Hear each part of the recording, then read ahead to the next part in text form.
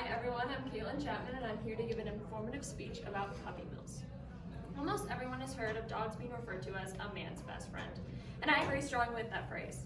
I currently have a dog named Remy, named after the rat in Ratatouille. Both of the dogs that I've had in my life we've adopted from shelters. I love her so much. Dogs are great pets and a lovely addition to a family. However, if you are looking to get a dog, it is important that you adopt from a shelter instead of buying from a pet store because of the poor conditions in puppy mills.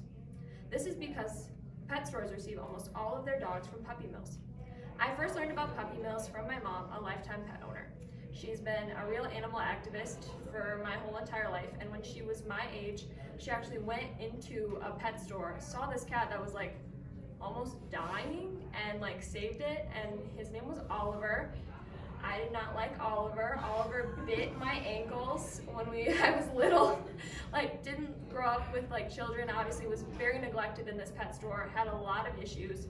Eventually he did have to be put down after he bit me. Very sorry about that one, but my mom did give him a pretty long, happy life for a long time. One time though, my mom and I were at the mall. Some of you have been to the mall in Rockford, and there's that store called Furry Babies. I really wanted to go into Furry Babies, and she would not let me go into Furry Babies. She told me where the dogs came from and why we shouldn't support those businesses. My mother told me that the dogs came from puppy mills. Puppy mills are commercial dog breeding facilities. They're filthy, they're overcrowded with dogs. They spend their entire lives in confinement. The cage is barely offering enough room to move. The dogs are bred any time that they are able, and when a mother can no longer produce puppies, they are often put down. And this is also not always done in a humane way. Through my research, I found that some dogs are often shot or drowned instead of being able to lead a good life. So they live their entire lives in cages just being bred, which is excruciating to think of. If you've never seen a picture of a puppy mill, I encourage you to take a quick Google search when I'm finished. I also would recommend going to the Companion Animal Protection Society's, CAPS for short, webpage. They have videos from going undercover at puppy mills. I would like to share some statistics from a report published by the Humane Society of the United States in 2014. An estimated 167,388 breeding dogs are currently living in USDA licensed commercial facilities for breeding purposes at this very moment. So while they are certified facilities, there's no evidence that concludes that all of them are actually practicing the correct procedures for these dogs. And even still, they're still in confinement for their entire lives. There are an estimated of 10,000 puppy mills across the United States, and the majority of these are actually concentrated in the Midwest. So it's literally right by where we are. And the disgusting thing about that is that the majority of the puppy mills that are in the Midwest will export the puppies to all across the United States, but they don't have like the right transport methods in order to transport the puppies safely. So they can go up to 12 hours without food or water. And so just like thinking of working at a pet store, and imagine you get like a shipment of puppies and you find a dead puppy like in a crate, it makes me sick. It makes me so sick. Over 2 million puppies are actually bred in mills each year.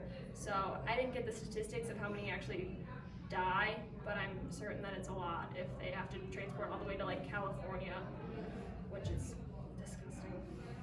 According to the Puppy Mill Project, puppies are taken from their mothers too young and can develop serious health or behavioral issues.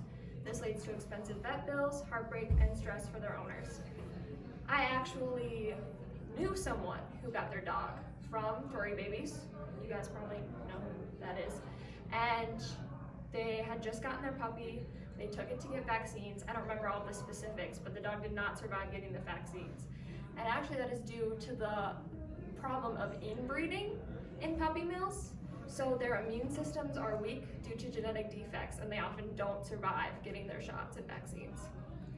Now, many people think that if they were to buy a dog from a pet store, they would be saving it from the cruelty it faced and could still possibly be facing, which is like what my mom did with the cat. But this still puts money back into the pockets of the pet stores, which then goes back to the puppy mills. To quote the Puppy Mill Project once more, it perpetuates a cycle of cruelty and supports the puppy mill industry. Now, why should you adopt a dog from a shelter? With more dogs being adopted, puppy mills will have a harder time staying in business. You will also be saving a life. According to the ASPCA, 1.5 million shelter animals are killed every year. Additionally, dogs from shelters are usually already vaccinated. And some older dogs are already fully trained. Buying a dog from a shelter is also much cheaper from purchasing from a pet store. I'm sorry that you had to listen to this speech with gory details of puppy mills, but it is very important to do what you can in order to stop this inhumane treatment of dogs. The next time you're thinking of getting a dog, remember to adopt and not shop. Thank you.